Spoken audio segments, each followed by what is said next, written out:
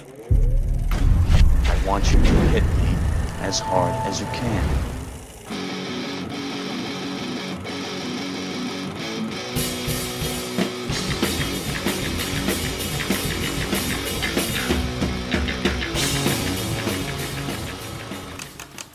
Lance Vlcek here, for Air on the Head's The F***ing Black Sheep, where we take a look at the opposing opinion of the genre's most divisive films. As the summer season finally kicks in, we get the excellent upcoming shark film, 47 Meters Down. Jaws pretty much invented the summer blockbuster and scared generations out of the water. The shark movie was born. With such a high bar set, it's been tough to come close, and every once in a long while, we get a good one. Open Water and The Reef come to mind. With the heartfelt, intense film The Shallows and the nail-biting 47 Meters Down, we seem like we might be in a shark film revival. For too long has it been a running joke, putting sharks in snow, sand, and f***ing tornadoes? If you make a bad film intentionally, it's not so bad it's good. It's just bad. This is where the subgenre is gone. Jokey concepts with no budget. It's become a bad CGI parody of its former self. One could argue we never had enough good to combat the bad. But once in a while we get a bullseye. And it brings me back, as a young kid at the video store in the summer renting any shark film I could. Now a fading memory of a time long past. We need to go back. We have to go back! Back to the passion of the original Jaws. And that brings me to the argument at hand. Jaws had 4 films total, and I'm still waiting for part 5 with Quinn on the USS Indianapolis. So 1,100 men went in the war. 316 men come out. The Sharks took the rest June the 29th, 1945. All these were, and still are, met with varying degrees of passion and hate. And as unfairly labeled as the Black Sheep is Jaws the Revenge. In fact, I'll do things a bit different this time. Let's start with the flaws. Pacing is slow, the practical effects are dated and a bit lazy, while the story is absolutely ridiculous. You see, all is right in the world. We can go on living. To say this movie is hated would be an understatement. I'm not going to sugarcoat it here and spend my time telling you it's an underrated masterpiece. This, it is not. Revenge was meant to reignite the camaraderie of the first film, and failed to do so, but it did try. The now widowed Ellen Brody takes the lead here, and can we give some credit that a major studio put a 50-year-old woman as the lead in a summer blockbuster? That's awesome. But the Chicagoan in me thinks it probably has more to do with her Universal chief executive husband / producer, pulling a Rod Blagojevich. I mean, I've got this thing, and it's fucking golden. And I'm just not giving it up for fucking nothing. But we still follow Ellen Brody pushed to the breaking point after her son Sean is murdered by a shark. Though poorly edited, we do get a pretty intense scene as Sean Brody begs for his life in the cold, dark water of the Upper East Coast, while children practice Christmas carols in the background. This is the revenge. She is sick of sharks f***ing with her family, and knows now it's personal. Come and get me, you son of a bitch. She's actually right. This shark is coming for her and her family, because the shark has become what it was all along, a movie monster. It plans, sets traps, and hunts like an intelligent organism.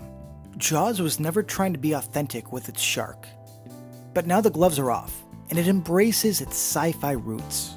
The creature shares a telepathic link with our lead. It's so far out of the realm of possibility, it's perfect. They do go out of their way to show that this shark is far from normal. For one, it's battle-scarred, and has a hell of a snarl.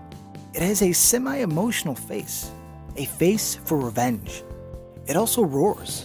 Now, sharks don't have vocal cords, but it still roars, because it's a shark in name only.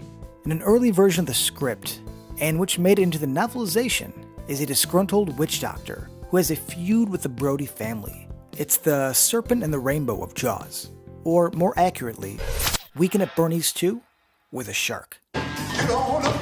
Get on up! Get on up! Now you may ask, who reads a novelization of Jaws 4? Me. I do. And it explains and gives merit, though ridiculous, to the more sci-fi-ish elements. They play it razor straight, and that sorta helps you accept the schlock. You see, they aimed high, unlike Jaws 3. We can all agree that there was a significant drop after part 2, but somehow all I've ever heard was 3 was bad, but Jaws the Revenge? I can't grasp how Jaws 3 gets a cosmic pass on this. The plot sounds like a cool idea. A great white shark, 35 feet long, which is 10 feet longer than the original, hunting in an Orlando theme park. It's chaos. This giant shark probably looks awesome. Oh, it doesn't? And they never show the full shark until this. This somehow looks worse than this? Are you out of your goddamn mind? I'm sure they'll have some sort of classic cinematography and use the park to their advantage. Oh, it's shot mostly at night? It's SeaWorld, so there will probably be some cool fight with a dolphin or a killer whale. No? Jesus, what a colossal waste of a rich idea. Even Jason Takes Manhattan, which gave me almost no Manhattan, had the common courtesy to at least give me Jason on the high seas. Let's stop pretending like this was the lesser of two evils. Jaws 3 was a dull execution of a cool but wasted idea. The shark never looked worse, and even Iron Eagle himself looks bored. Everyone in Jaws the Revenge does a great job of selling the absurd. The amazingly named Lance Guest, who is great in Halloween 2 and The Last Starfighter, brings a sympathetic appeal here. Given the material, I'm impressed that he can seem so down to earth without coming off boring or stagnant. Lorraine Gary should get major props here. This story of a vengeful, telepathic, possessed shark is somehow grounded by her story of loss. It's B-movie sci-fi balanced with dramatic telling of grief and acceptance. I don't think she was, or is a strong enough actress to hold this film, but the role was written well, and she did a good enough job, which is why I lean towards my Blagojevich theory. And it's fucking golden. The best part of Jaws the Revenge is easily Michael Caine's Hoagie.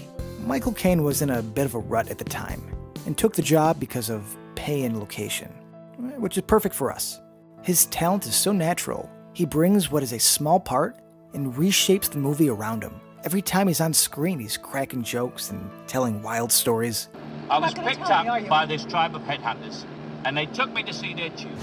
Come back at lunchtime, all the flies will be in the kitchen. I knew a one-armed piano player once. Took 2 minutes to play the minute waltz. If you listen to what he says, it's bizarre. I assume the character was supposed to come off a lot weirder, but Caine is so damn likable, you believe every line he delivers. What do you do when you're not flying people? I deliver laundry. For a film that was long into its series, it still fails on most of its basic levels. This I know, but is it joyless? Does it not have a single redeeming quality? We get some laughable errors, an ending so unbelievable they reshot it and made it more unbelievable. Even after the upfront scars, I still hold this film dear to my heart. The banana boat kill is fun, while the Brody kill is remarkably dark. We get a cool shark chase through a sunken ship in an odd holiday setting. That charm was never lost on me. Unlike the low-lit student film that graced our theaters with its gimmicky 3D and the lesser of the Quaids, neither of these films can hold a candle to the original. And with a couple of really solid shark films coming out, I have hope that one day we might get closer to that, closer than we ever have before. I hope. But do me a small favor. The next time Jaws the Revenge is on cable, let it play. Try and watch it from a different perspective. Try to find the heart, buried deep in a mess of a film. And if all else fails, you will always have Michael Caine.